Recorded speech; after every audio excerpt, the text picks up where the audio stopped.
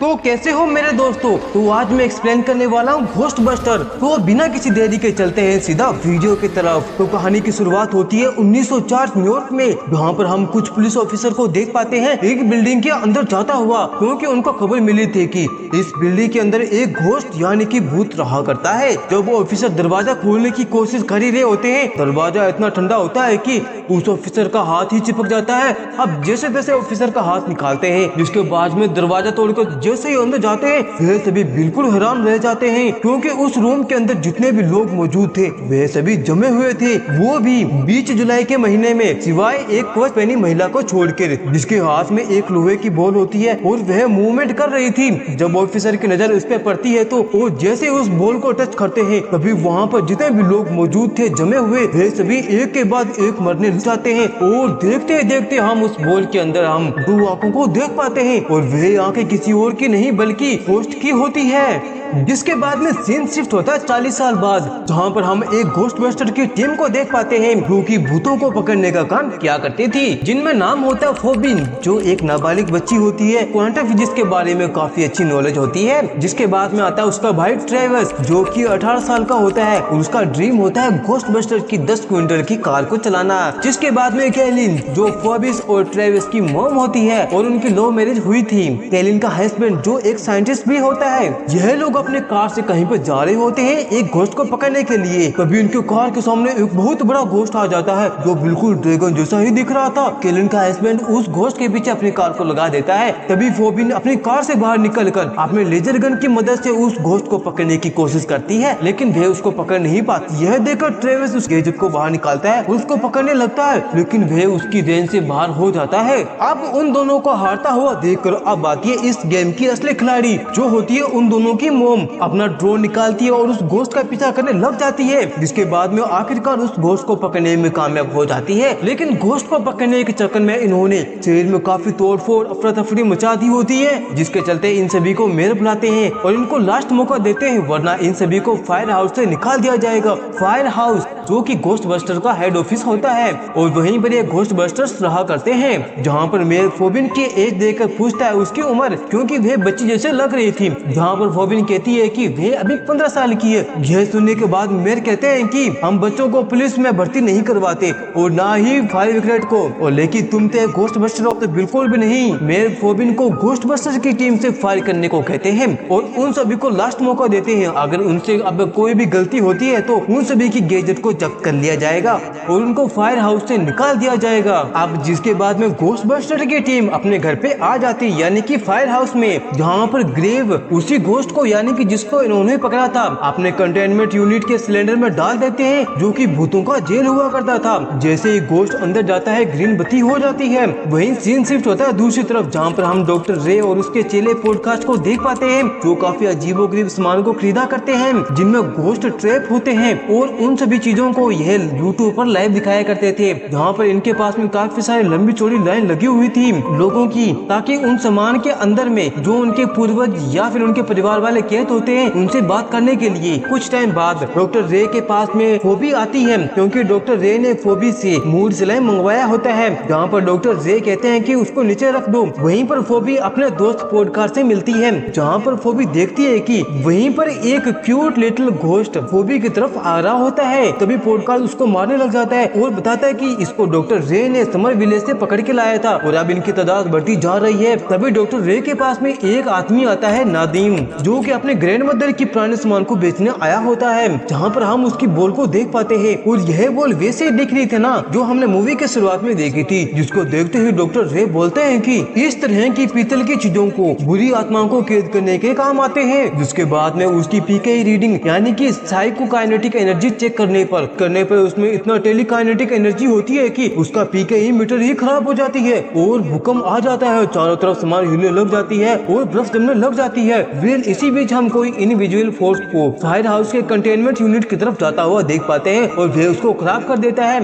ये सब देखने के बाद डॉक्टर रे नादीम को उस चीज के बदले में $100 दे देता है, जिसके बाद में वह वहाँ से चला जाता है। सीन शिफ्ट होता है दूसरी तरफ, जहाँ पर हम ट्रेव को देख पाते हैं जो कि अपने रूम में होता है। तभी उसको एटिक में से कोई जेली लिक्विड नीचे गिरता हुआ दिखता है, जिसको चेक करने के लिए ट्रेविस जैसे ही एटिक में जाता है वह बिल्कुल हैरान हो जाता है क्योंकि वहाँ पर बहुत सारा कचरा खिंडा हुआ था। अब जैसे ही ट्रेविस उसको चेक करता है तो वहाँ पर एक ग्रीन मॉन्स्टर था जो ट्रेविस को देखकर भाग जाता है उसके अंदर से। अभी इमरजेंसी कॉल आने लग जाती है गोश्त को पकड़ने के लिए, जहाँ पर फोबी भी तैयार हो चुकी थी उनके साथ जाने के लिए, लेकिन उसको घर पे छोड़ दिया जाता है और वे सभी गोश्त को पकड़ने के लिए निकल पड़ते हैं। जिसके बाद में फोबी उदास होकर अपने मन को हल्का करने के लिए पार्क के अंदर चली जाती है जहाँ पर चेस खेलने के लिए। और जैसे ही वे चेस खेलने लग जाती है तभी वहाँ पर चेस की पीसेस अपने आप ही चलने लग जाती है। ये देखकर फोबी डरती नहीं लेकिन भूत हैरान बिल्कुल हो जाती है क्योंकि फोबी भूत को देखकर बिल्कुल भी नहीं डरी थी।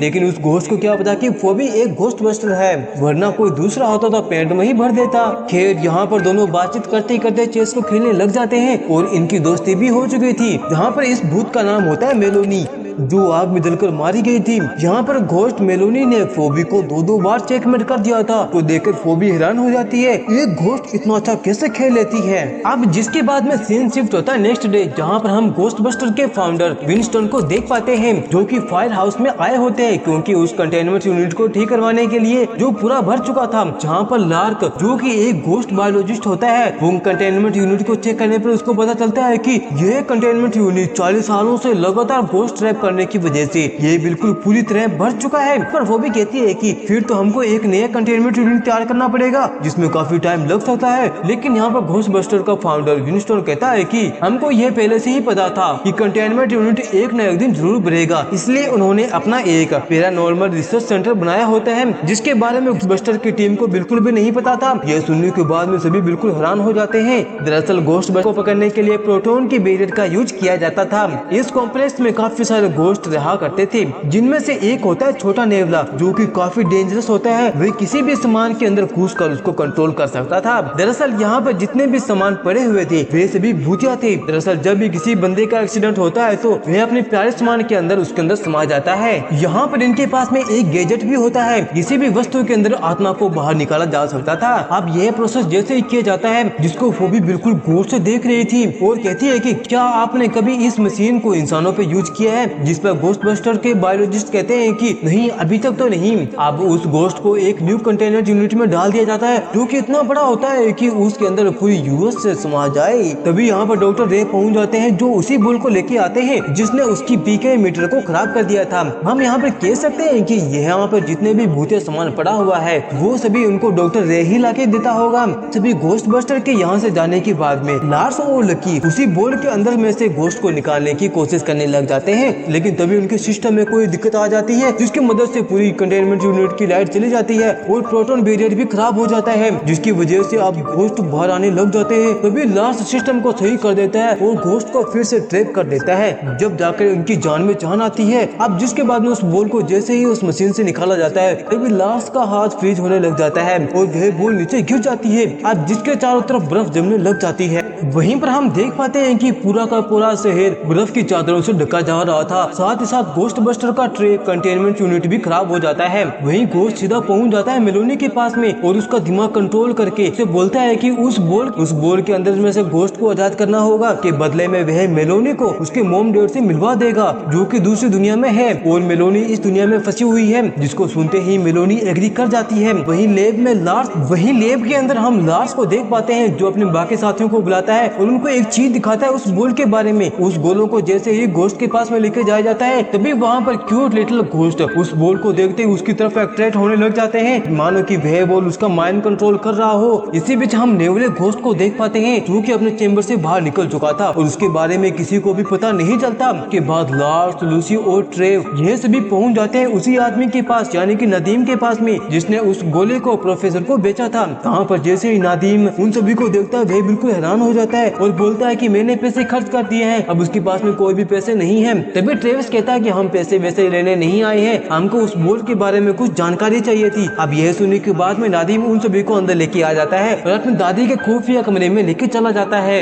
अब यह सभी नादिम के दादी के कमरे में जैसे जाते हैं वे सभी बिल्कुल हैरान हो जाते हैं, क्योंकि वहाँ पर पीतल से बनी चार दीवारी थी पहले के जमाने में, जिसको जादुई धातु माना करते थे। वहाँ पर हम उसी आउटफिट को देख पाते हैं जो कि हमने मूवी के शुरुआत में देखा था। साथ ही वहाँ पर हम बड़े बड़े सीन को भी देख पाते हैं, जिसके बाद में लकी अपने पीके मीटर से इस घोस्ट की फ्रीक्वेंसी को चेक करने लग जाती है। जहाँ पर जैसे ही लकी नादिम की फ्रीक्वेंसी को चेक करती है वैसे भी बिल्कुल हैरान हो जाते हैं, क्योंकि उसके अंदर उसकी दादी माँ की घोस्ट मौजूद थी, जिसकी वजह से उसके अंदर फ्रीक्वेंसी मिल रही थी। जिसके बाद में वे सभी नादिम को अपने लैब के अंदर लेके आ जाते हैं, जहाँ पर डॉक्टर उससे कुछ पूछताछ करने लग जाते हैं, क्योंकि हर कोई मामूली से बच्चा भी जवाब दे देता है। लेकिन जब भी वह गलत आंसर देता है तो वैसे डॉक्टर उसको मारते हैं, और वैसे उसको मारते हैं तो वहाँ पास में ही रखी मोमबत्ती भड़कने लग जाती है, क्योंकि जब भी उसको गुस्सा आता है वह मोमबत्ती भड़कने लग जाती है। फिर वहीं दूसरी तरफ हम डॉक्टर रे और फोबिन को देख पाते हैं जो आपस में बात कर ही रहा होता है। तभी डॉक्टर रे का चेला पॉडकास्ट अपने गुरु के पास में आता है और हैरानी से बोलता है कि यह वीडियो देखो जो उसने उस गोले यानी कि ओर्ब का बनाया हुआ था।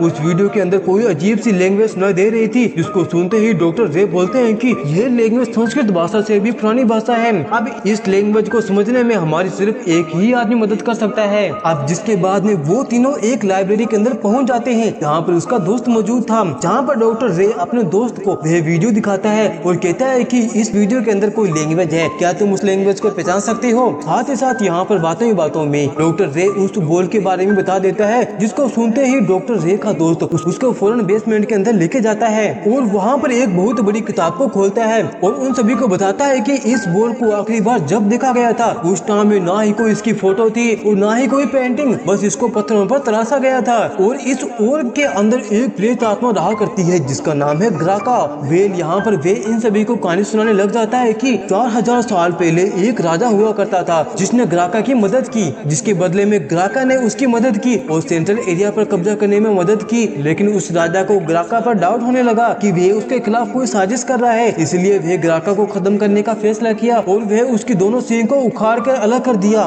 कि लेकिन ग्राका को राजा की यह बात बिल्कुल भी पसंद नहीं आई और उसने फैसला किया कि वह मरे हुए लोगों की एक फौज बनाएगा और वे इंसानियत पर कब्जा करने का फैसला किया। जब भी तो यह घोस्ट उस कंटेनमेंट यूनिट को खराब करने में लगा हुआ है ताकि उसमें जितने भी घोस्ट मौजूद है उन सभी को बाहर निकाल कर वे अपनी फौज को खड़ी करे और पूरी इंसानियत पर कब्जा करना चाहता है। लेकिन उस जमाने में ग्राका जैसे ओल्ड घोस्ट को पकड़ने के लिए फायर मास्टर हुआ करते थे, जिन्होंने आग और पीतल की मदद से ग्राका को एक ओर्ब के अंदर कैद कर दिया था और वो ओर्ब अब हमारे पास में है। अब जिसके बाद में डॉक्टर रे का दोस्त उसको एक 19वीं सदी की रिकॉर्डिंग सुनाता है और कहता है कि 1800-1900 सदी के बीच एक लुटेरे की टोली हुआ करती थी, वह उस ओर्ब को चुरा लिया था और इस रिकॉर्डिंग को प्ले किया, जिसके साथ ही अराका आजाद हो गया।